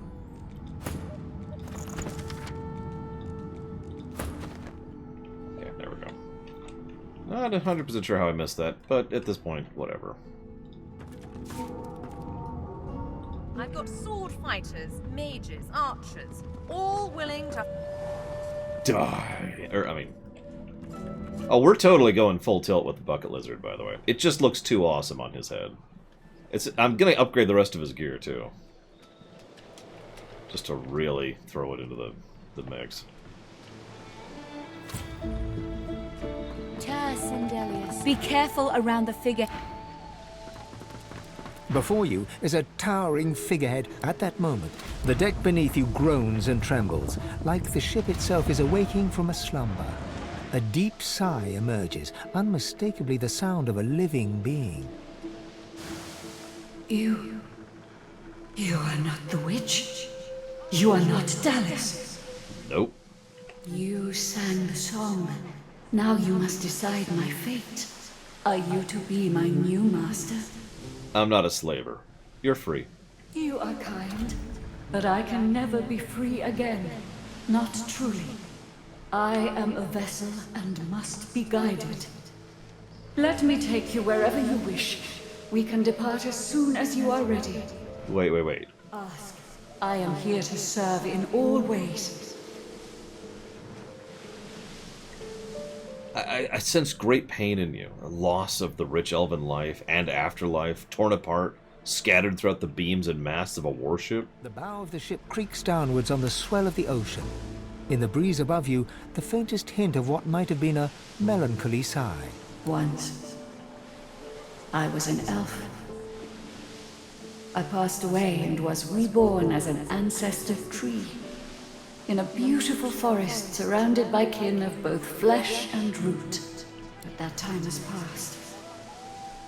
I saw that forest reduced to a dead place.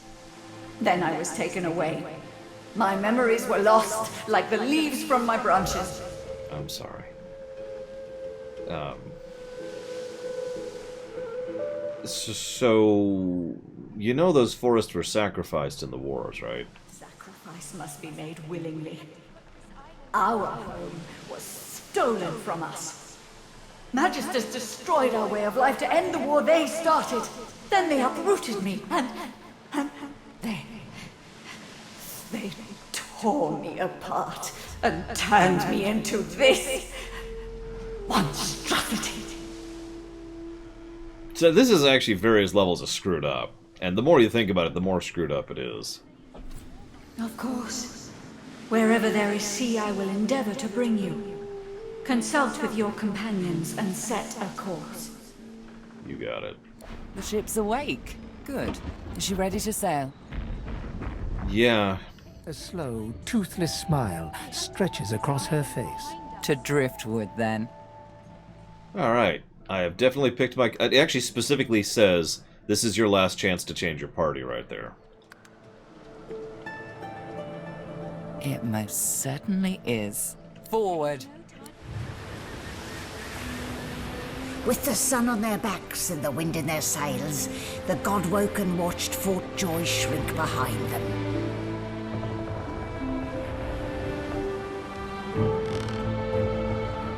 But their capture of the Lady Vengeance had not gone unnoticed. So yeah, this is another one of those hard fights on hard. Mostly because there's so many moving parts on this one. There's a way to completely cheese it, which I'm not going to really talk about, but yeah, as you can see, there's a lot of stuff here. I respect your mettle, sorcerers. You steal my ship, kill my bishop, and ally with demons. I didn't kill Alexander. You have no idea what you're really dealing with. We are ready, mistress. Yes, but are they? I swear, mistress. I swear they'll perform admirably. Very well. Show me. Goodbye, sorcerers. This is my ship. I won't see it taken from under my feet. You, act!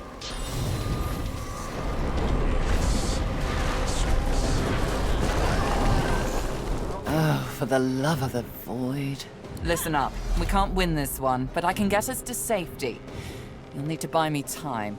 Show us what you can do, Godwoken. Godwoken? Parasites, rather. I'll take care of it, mistress. Yeah, you can actually win this fight.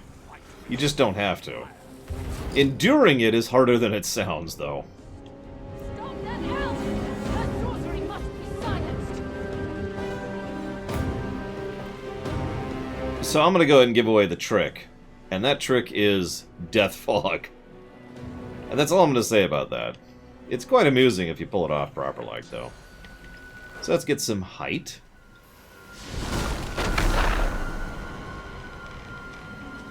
And start pulling down the Geists. Actually, let me think about that. No, let's get rid of that person. I've never done that, Colgrim. Huh. That's a good idea, though.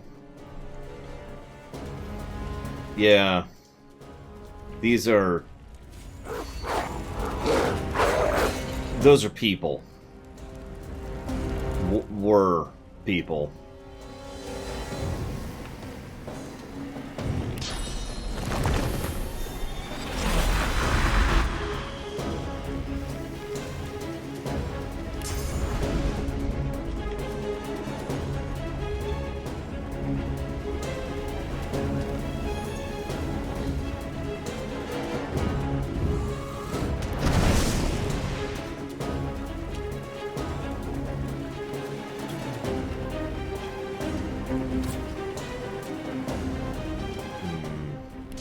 That actually might be worthwhile, for once.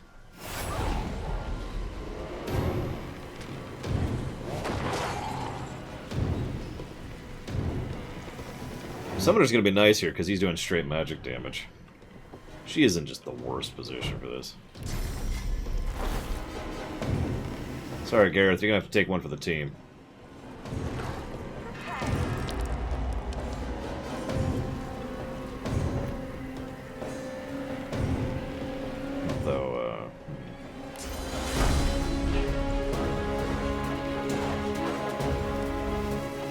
Topside with her as well.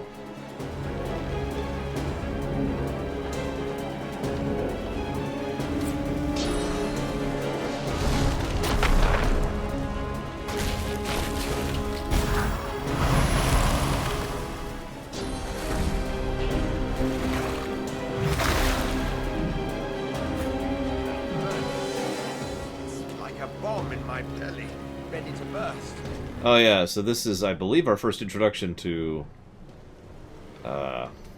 Fiery Malediction. After 2 turns, blows up your target. We're gonna go over here. And just kind of roam into the middle of these guys. No reason, really.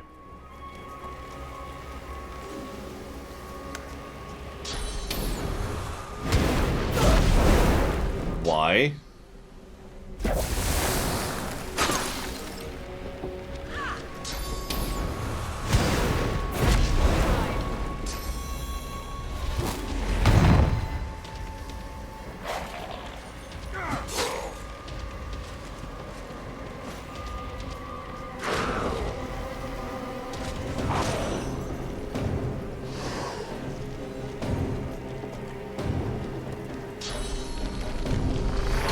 I should probably mention they like to focus fire her.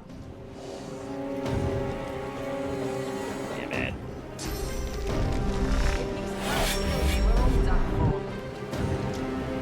Bring her to her knees. Do it!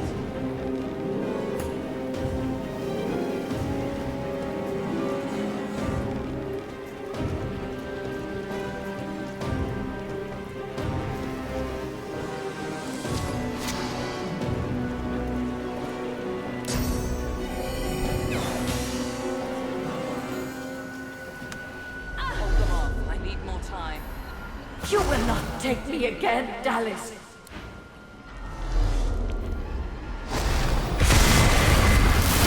There's the ship buff. Could have used that a little earlier, but thank you. Metaphor, shall we?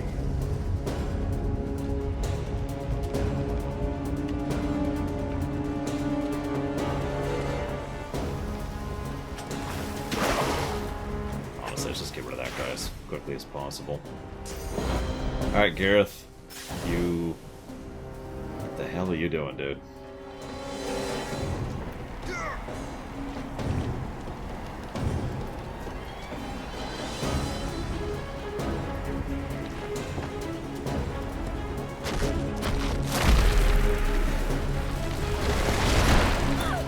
Yeah, no, that sounds like uselessness to me.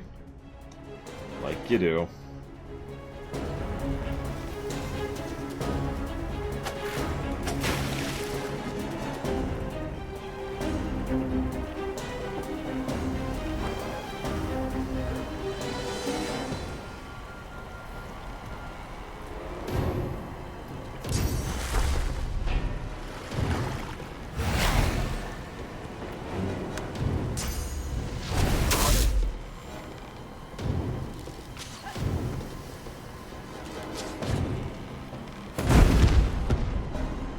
potion that did nothing, but that's okay.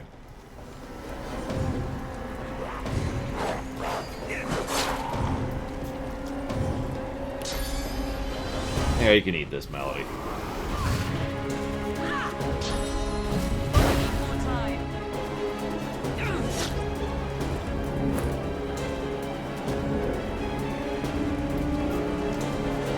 Jeez.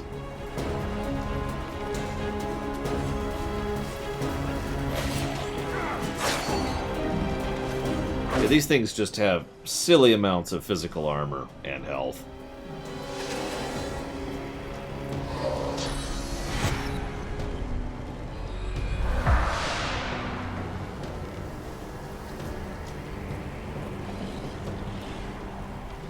Bring her to her knees. Do it! What are you doing, lady?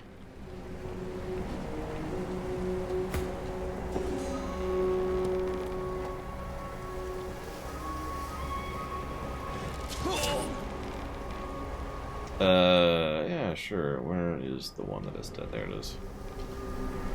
No, I cannot show what Death Wish does. What does Death Wish do? Really?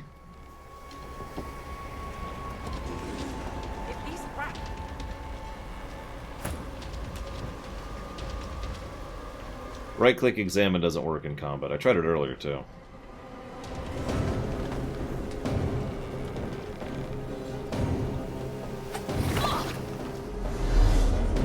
What are you doing, Gareth? What are you doing? God, dude.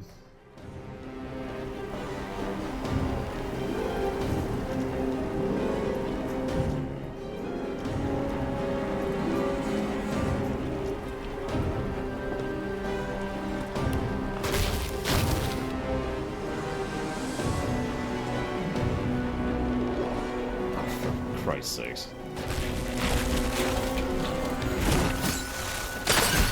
There, got rid of the Death Wish one.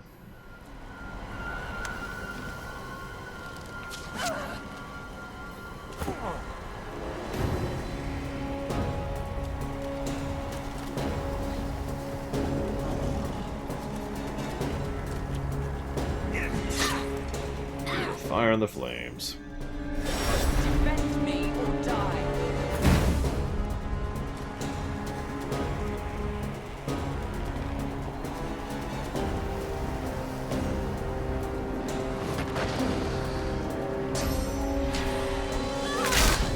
Oh, crit.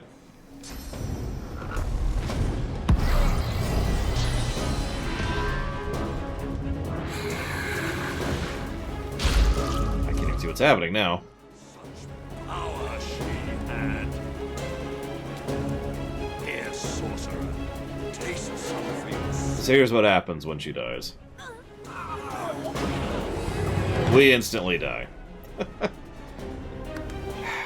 Wow. First death.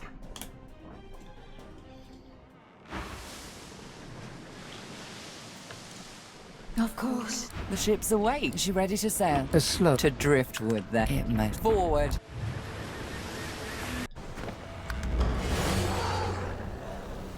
I respect We- yet I- the...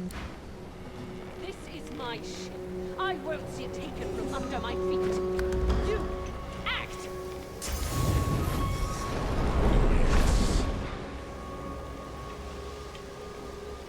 Oh, for the let your go. I'll...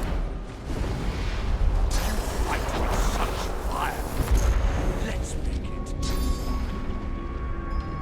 Really? Okay, whatever.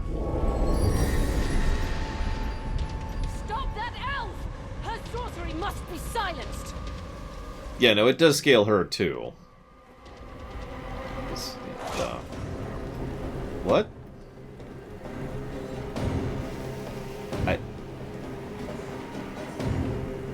What just happened? Did I have Confuse on or something? Like, my archer just decided to walk into melee, and I wasn't clicking.